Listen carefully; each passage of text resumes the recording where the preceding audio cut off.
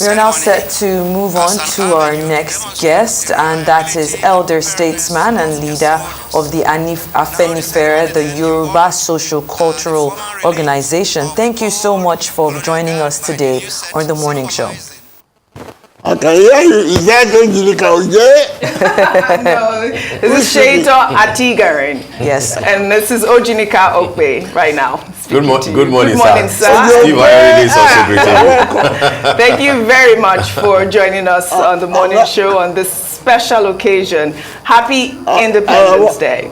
Happy Independence Day, sir. I want to just start with what you think. I'm not one of those who's going to say Happy Independence Day. I am not happy at all, so I will answer that question. Adebanjo, you have to tell us exactly why you're not happy. I mean, we've listened to President Bola Ahmed Tinubu's speech today at 7 a.m. where he addressed the nation, and he touched on so many things. What is your takeaway from today, and why don't you want to celebrate our 63rd independence anniversary? Unfortunately, I didn't listen to him at all. And I didn't hear what he had said. He won't say anything that is going to surprise me. I am an embittered old man. And I feel sorry about the state of the country today. When I read Adebanjo yesterday saying he's sorry about the country at the age of 63, as if we are 83-year-old, he was a toddler when we had independence. You can imagine my own position as one of those who fought for independence. We had a vision. The founding fathers had a vision. We thought we could do better than the colonialists, and see what we are doing today. By the time they did the first coup, we thought the Balearic regime was corrupt. With the hindsight, we regret, and we should apologize to them. Those ministers there who are taking 10%, they are saints. Today, our president did not change on 300%. What do you want me to be happy about? When I was demonstrating in London for freedom from Nigeria, this is not the position. And when we had independence and in the First Republic, and the founding fathers demonstrated the ability of Nigeria to be able to rule themselves. What have we found after the coup? Nothing to be happy about at all. I am very, very sad. All right. You know, it's a shame that you did not listen to the president's speech, because he did congratulate our founding fathers, and that's how he opened his speech. But I'd like to ask you, 63 years of independence, now, what would you consider Nigeria's greatest gain from the breakaway of our colonial power?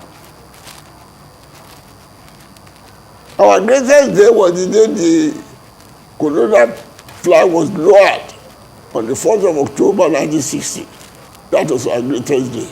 You have said that you are not happy, you are angry, you are disappointed, but I'm afraid we have had this a number of times and a number of years. My questions to you, sir, are first, at what point do you think that we missed it, and what led to us missing it?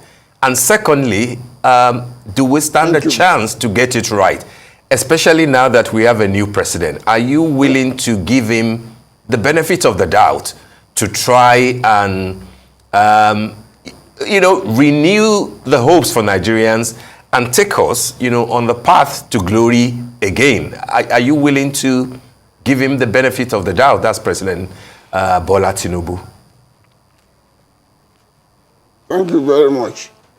You see, when I talk to people like you are people who grew up during the military era. You cannot understand me fully. My contemporaries are gone. I think I have only Tanko Yakasai in the north. I don't think there's anybody in the east from me who are my contemporary.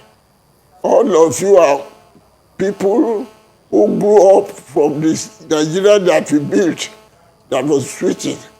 You all grew up when this military turned over everything. So you can't understand what to say.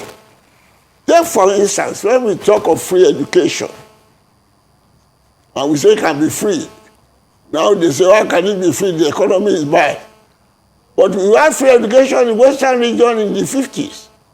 under Chief Obafemi, when there was no oil, when everything was agreed to according to the Constitution. You see, for you to understand the feeling of people like myself, you have to know the issue of the political and constitutional issue of this country. That is why all people like me can't be at the same page with you.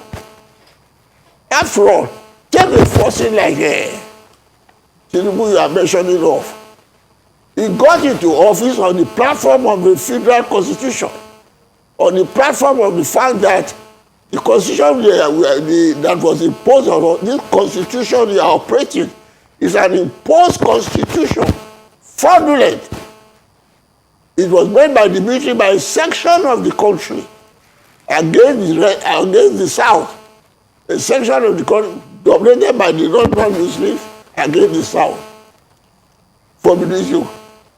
They changed the constitution we agreed to at independence. When there was crisis, the colonial office was ruling us under a unitary form of government. That led to crisis after today now made the motion. You see, by the time I'm trying to trace the issue now, there's no time for me to, you cut me off. So that's why I say, unless those of you ask me the question, you have studied the history. I have had the experience of people like you interview me who we don't know the background. So when I talk about the background, it applies straight to you. It is that constitution that we made in London in 1954 that our fathers built upon to give us independence constitution, which was federal. And before then, Chief has warned the colonial people that you cannot rule this country. This country is not a nation. It's a group of nations. You have Yoruba nation, Igbo nation, Hausa nation, Ijaw nation, and several. And Nigeria was not, the present Nigeria you have, is not the Nigeria my own father was born in. My father was not a Nigerian. Neither was Azikwe, was born in 1904. Neither was Saudana, born in 1909. Neither was Awolowo, who was born in 1908. Nigeria came into existence in 1914 without our consent. But after the series of crises until 1951, that is tracing the issue which many of you don't know, and many of you don't care to read. The crisis in 1953 led to the colonial office bringing the founding fathers to London in Lancaster House. And then it was agreed that no, drop this constitution, which is not suitable for a multinational, multilingual, multicultural nation like Nigeria. Nigeria is a group of nations, not a nation, it's a geographical expression, with all the minorities there. So that was a part of the constitution. So by the time they agreed on that in 1954, all the problems you are having in Nigeria today have been solved under that constitution. Now today, what are you calling about?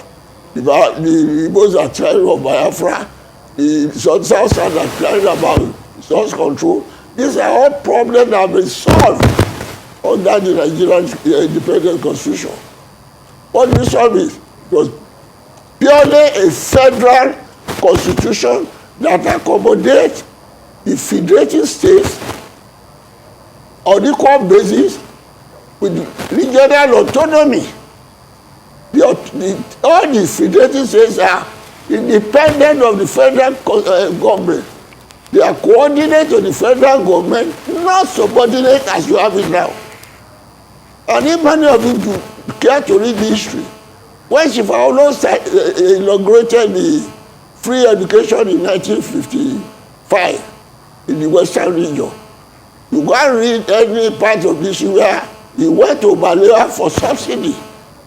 The federating state, they were not going to Abuja for those as well as because the constitution has stipulated how the revenue will be distributed according to derivation which was fought for And the region where the revenue is derived, you take the 50% and 50% is sent to the federal for the maintenance of the federal assignment, like railway, currency, shipping, and all that the subjects allocated to the federal government. That was what we had. That is summary of what we had. That was what we had until 1950, until we had independence. And there was competitive constitution. Under the derivation, the northern region had plenty of money because of the Granville pyramid. The western region had plenty of money under cocoa. The eastern region had plenty of money under palm kernel.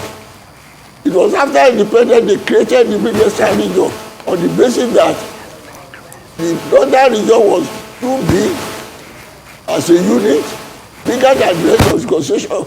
That's another issue of how we fought for federalism and establishing. So these are all the things we are having. Haven't settled that.